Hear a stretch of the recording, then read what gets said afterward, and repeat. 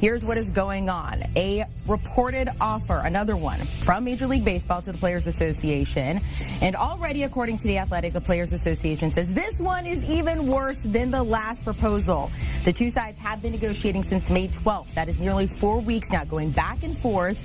The initial idea of baseball returning the 4th of July seemingly now dead in the water. Fans are wondering, are we going to see baseball at all? So take a look. Here's the latest proposal that Major League Baseball made to the players. 75% prorated salary, 76 games, playoff pool money, no draft pick compensation for signing a player. The season, again, finishes September 27th, and postseason would end at the end of October.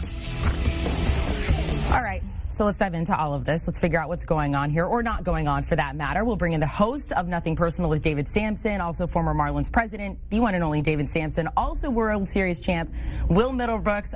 David, we've had you on quite a bit about this, and you have said over and over, everybody basically calm down. This is the way negotiations work. Given what we're seeing playing out today, do you still feel that way? Absolutely. This next proposal is another step forward as MLB tries to find a way to get the players off their desire to get 100% of their pro rata salaries. At the end of the day, baseball could actually insist on a certain number of games while giving pro rata salary, but the players would then end up making fewer dollars during the course of the year than if there are more games.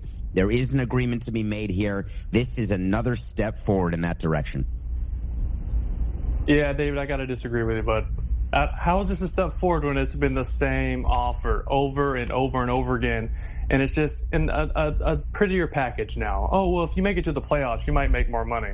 Well, health officials are also saying there's going to be a second wave of coronavirus, and we might not even have the playoffs. So all that money's down the drain, and then guys are just losing more money. So I really don't think this is a step forward. I talked to two guys right before I came on here. They're not very happy about it. These are veteran guys who've been around for a while. This isn't perceived well. I think the biggest issue, not the biggest issue, one of the issues is, why can't this be done behind closed doors? Trevor Bauer came out and said it. He's very vocal, as we all know. Why can't this be done behind closed doors? This is the only league, the NBA, the NHL, all the other leagues, we don't hear anything until it's done. And I think the issue here is, I feel like the owners want the players to be the bad guys here. Well, I think, Will, you have to realize, first of all, that the reason why you're not hearing much about the NBA and NHL is that they haven't really started their labor negotiations in terms of what's going to happen going forward with the lack of revenue during the course of this season. When those leagues shut down, they were ready for the playoffs practically. Major League Baseball was in the unique situation where their season hadn't started. And the reason why you send proposals that may seem the same to the players is that when you're negotiating, you try to find a package where both sides are going to be hurting, but it's a way to present that package where both sides can save face. The players have said they will not move off prorated salaries. The owners are giving them an opportunity to not move if they don't want, or to move and have more games. So I think that you'll see the players say no, but then you'll see the players make a counter proposal, and the minute the players blink and are willing to move off full pro rata salaries, there'll be a deal very quickly. Will, since we have you here, for people who have been paying attention, who haven't been paying attention, whichever, explain what the players want here. What is the biggest thing for them? What would make them say, okay, we like this deal? Well, clearly, they like what they agreed on in spring training with the full prorated salary. The owners are making it very clear that's not going to happen. So I think if they can get closer to 90 games and maybe get a higher percentage of that prorated salary, then we'll be looking at the season.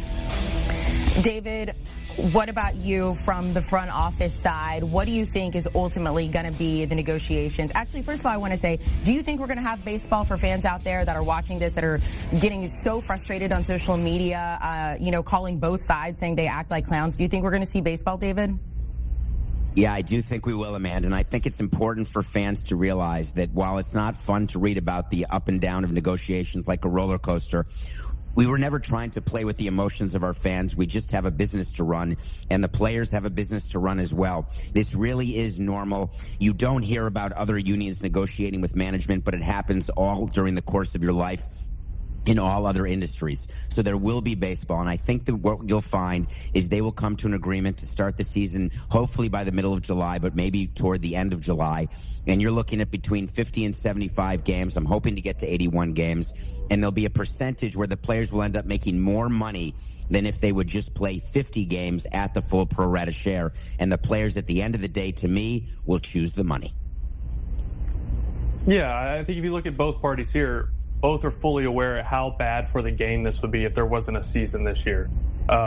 So moving forward from here, yeah, how are we going to do it? I mean, David, you're nailing it on the head. I mean, we need to get more games. The players they want closer to that 100%. I get it. They want their money. I understand that. And I understand in the general public how bad this looks. Nobody wants to hear about people complain about millions and millions and billions of dollars. We get that. The United States needs baseball right now. I'm just hoping that MLB can get closer to that 100% prorated amount, and we'll have baseball.